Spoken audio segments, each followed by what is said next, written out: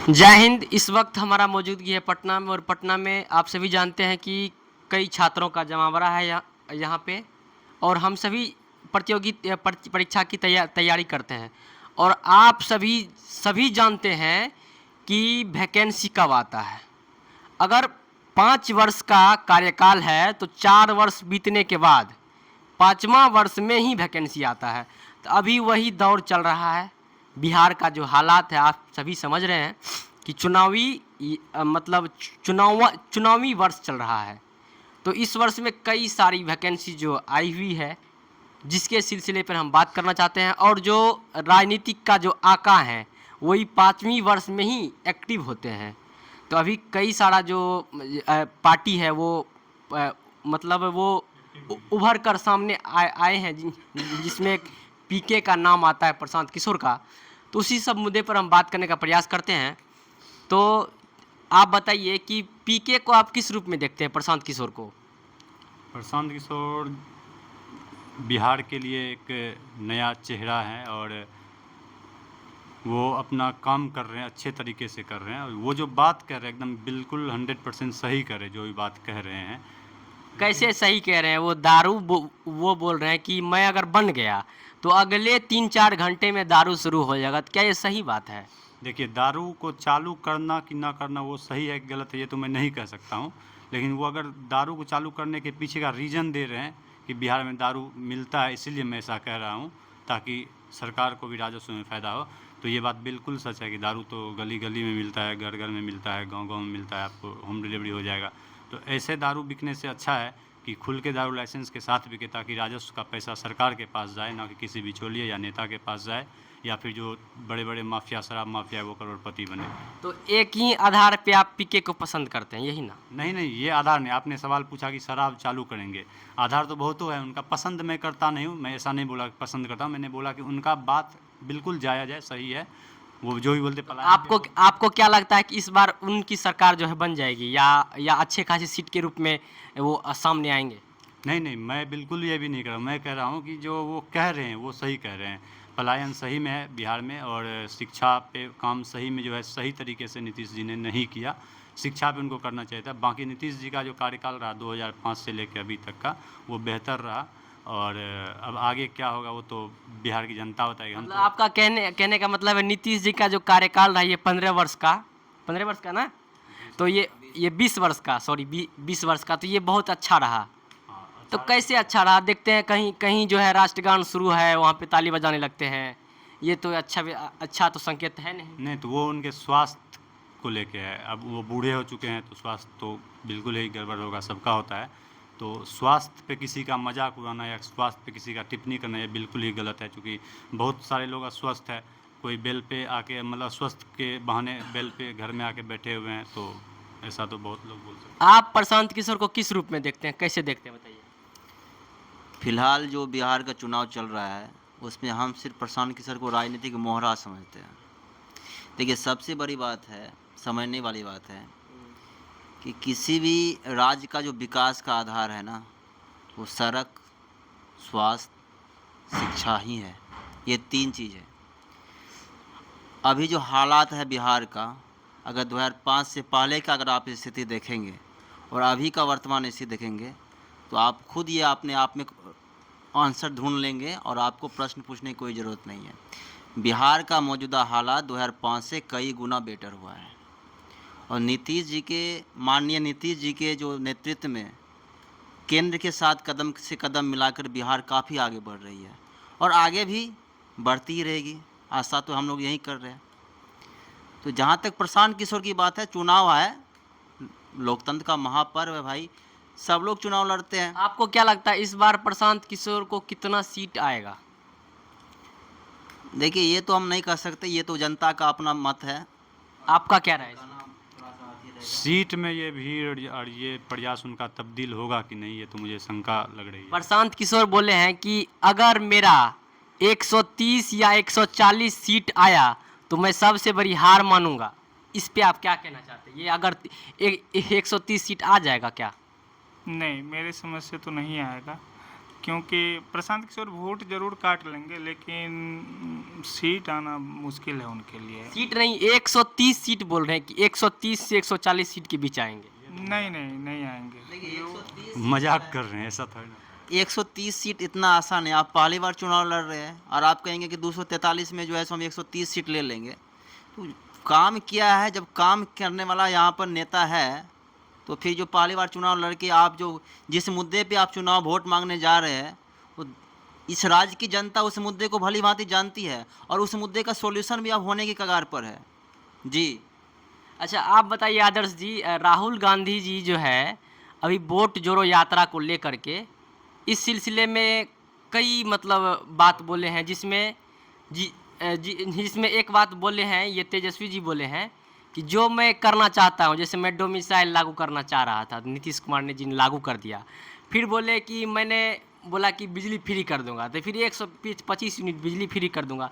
क्या नीतीश कुमार जी उसी के मतलब बोले हुए नक्शे कदम पे चल रहे हैं? नहीं, नीतीश कुमार जी पिछले 20-22 साल से मुख्यमंत्री हैं, तो उनको तो इतना पता है कि कब क्या करना है, कैसे करना है, तो वो उनके बताए हुए। और राहुल गांधी की जहाँ तक बात है, वही राहुल गांधी हैं जो साउथ में जाके बिहारी को गाली देते हैं और यहाँ पे आते हैं, चुनाव रैली करते हैं या चुनाव भी करते हैं, उसमें एमके स्टर्लिंग को बुलाते हैं, जो कि बिहारी को वहाँ पे ऐसा ऐसा गाली दे सकता है कि आप न्यूज़ पे बता नहीं सकते हैं जो क्या बोलते हैं वो।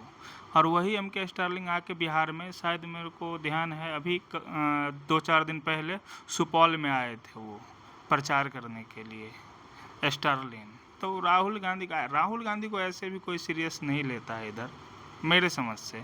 हाँ, ये है कि इसका ये लालू के पार्टी को ज़रूर यहाँ पे वोट मिलता है, और कांग्रेस यहाँ पे बस वही है कि उसके रहम करम पे जो सीट मिल गया, अपने दम पे कांग्रेस का कुछ नहीं हो सकता है बिहार में। सफाया हो जाए इधर जो है, अच्छा, जो आने वाले, अगर मान लीजिए एनडीए की सरकार बनी अगले चुनावी वर्ष में, जो पंचवर्षीय योजना शुरू होगा, उसमें सीएम के तौर पर अगर एनडीए की सरकार बनी तो एनडीए सीएम के तौर पर किसे मतलब बनाना चाहेंगे?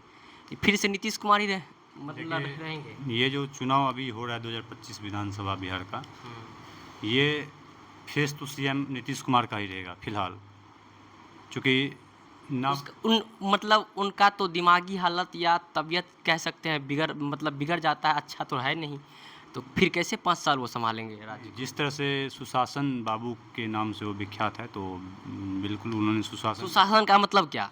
सुशासन का मतलब जो अच्छी शासन, जहाँ पे किसी भी तरह का क्राइम ना हो और जीरो टॉलरेंस की नीति पे नीतीश कुमार जी काम किए हैं। जो बात है सही बात है। हाल के दिन में कुछ घटनाएं हुई, लेकिन वो उसमें उन्होंने अपराधियों को संरक्षण देने का काम नहीं किया। तो उनका चेहरा एक है बिहार में, ना भाजपा के पास कोई ऐसा चेहरा है उस पे चेहरा पे वो चुनाव लड़ सके, ना ही जदयू के पास कोई चेहरा है कि उस पर वो चुनाव लड़ सके, और ना ही इंडी गठबंधन के पास कोई चेहरा है ऐसा अभी। तो चूँकि अगर नीतीश कुमार चेहरा नहीं हो सकते हैं लोगों की नज़र में, तो फिर लालू जी भी चेहरा नहीं हो सकते, चूँकि वो दोनों एक ही कगार पे जा चुके हैं। अच्छा, तो चेहरा नीतीश जी ही रहेंगे। अब मुख्यमंत्री अगला कौन बनेंगे वो तो शायद मुझे लगता है कि नीतीश जी ही बनेंगे अगला। एक सवाल जो मेरे मन में आ रहा है कि मतलब जो अभी नेता प्रतिपक्ष है केंद्र में राहुल जी, ये अभी वोट चोर करके ऐसा कुछ ये बोल रहे हैं, क्या ये वोट चोरी हुआ है क्या? एक बात, वोट चोरी करके मोदी जी बने हैं क्या? नहीं, वोट अगर चोरी करके अगर मोदी जी बनते तो मेरे समझ से तो यूपी में उनको इतना कम सीट नहीं आता। मैं कहना चाहूँगा वोट चोरी पे, देखिए वोट चोरी तक जहाँ की बात है, देखिए मैं ना राहुल गांधी का धुर विरोधी हूँ, ना ही मोदी जी का मतलब भक्त हूँ। मैं एक सच्चा मतलब एक पढ़ा लिखा व्यक्ति के तौर पे ये कहना चाहूँगा कि इन्होंने ईवीएम पे पहले आरोप लगाया कि ईवीएम हैक होता है। अगर ऐसा कुछ होता तो मोदी जी को इलेक्शन में जो पिछले साल 2024 में लोकसभा का इलेक्शन हुआ, उसमें 200 मतलब 303 शायद सीट था उनको उससे पहले, तो उनसे वो 243 पे नहीं आ जाते, कम से कम तो 273 ले ही आते अगर ईवीएम हैक होता तो।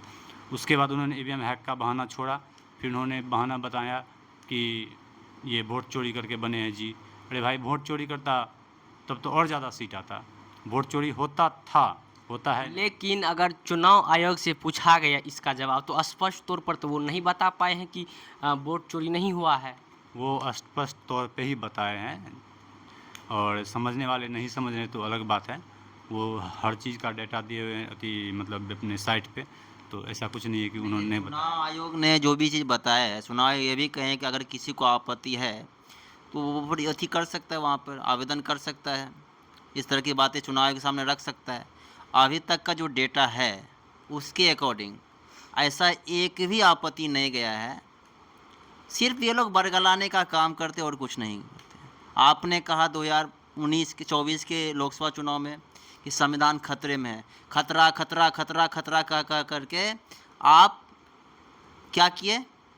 तो जहाँ पर मोदी जी को आप 400 प्लस आने वाला था वहाँ पे थोड़ा सा हल्का धक्का लग गया। तो क्या अब तभी तो बोले थे संविधान खतरा में है, तो क्या खतरा में चला गया?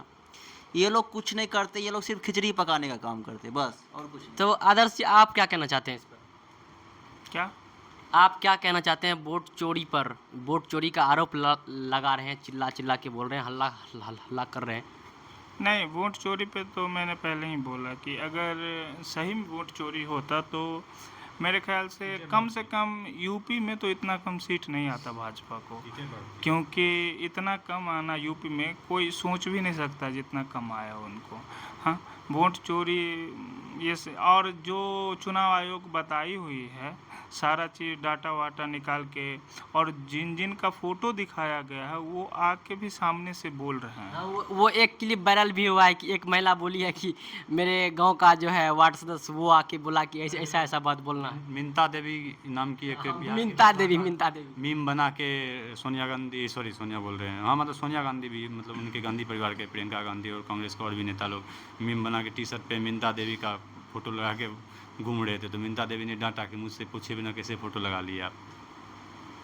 तो चलिए इस सिलसिले में आप देख सकते हैं कि मैंने कई सारे छात्रों से बात किया और उन सभी का जो है राय जानने का प्रयास किया। हम लोग कोई पक्षपात नहीं कर रहे हैं, हम लोग सभी स्टूडेंट हैं, जो भी मन में आता है एकदम जो है निष्पक्ष भाव से अपना भाव रखते हैं।